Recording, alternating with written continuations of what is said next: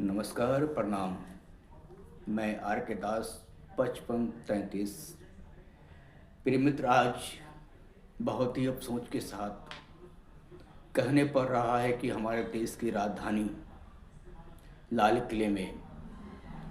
किले के पास शाम को तकरीबन 6:30-7 बजे के बीच में बहुत तगड़ी घटना हुआ है। ये सुनकर हम सबको बहुत दुख हुआ है। कुछ आतंकवाद ने हमारे देश की राजधानी लाल किला, देश की धरोहर लाल किला के सामने कुछ आतंकवाद ने बेगुनाहों की जान ले ली। 10-12 कार के धज्जियां उड़ गई है और बहुत सारे लोगों की, निर्दोष लोगों की, बेकसूर लोगों की जान चली गई है। बहुत अफसोस के साथ कहना पड़ रहा है मुझे, ये खबर आप लोगों के बीच में रखने पड़ रहा है। इस आतंकवाद को छोड़ना नहीं चाहिए। जो भी है, जैसे भी है, प्रिय मित्र, न जाने बेगुनाह लोगों की जान लेकर ये लोग क्या साबित करना चाहते हैं। अरे हिम्मत है तो सामने आकर लड़ो। कायरों की तरह तुम लोग क्या करते हो?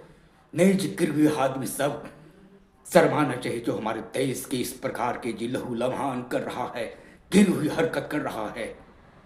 औकात तुम लोगों के साला दो कौड़ी के नहीं है। आप छोटे छोटे सुतली बम लेकर हमारे देश की बेगुनाह नागरिक के मारने के लिए आ जाते हो। अब सोच के साथ कहने पड़ता है।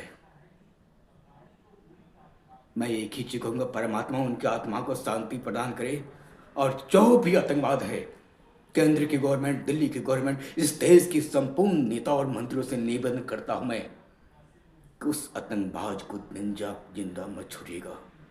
नाम निशान मिटा दीजिए और पता करिए कि हमारे देश में बैठा हुआ कौन गद्दार है जो हमारे देश में बैठकर हमारे देश को दीमक की तरह खा रहा है, नोच रहा है, नीच गिरी हुई हरकत कर रहा है। इतनी गिरी हुई हरकत हमारे देश की राजधानी, जो हमारे देश के दिल धड़कते हमारे सीने में, हमारे देश की राजधानी में बम ब्लास्ट करता है। शर्म आना चाहिए। बहुत अफसोस के साथ कहने पड़ता है, मैं अभी नहीं पहुंच पाऊंगा, लेकिन मैं जल्द से जल्द वहां के वीडियो आप सभी के सामने रखूंगा और एक एक बेगुनाह को, क्या हो रहा है, क्या कर रहे केंद्र सरकार, क्या कर रहे राज्य सरकार और क्या कर रहे हमारे देश के नेता मंत्री, एक एक खबर में आप सभी के बीच में मैं रखूंगा।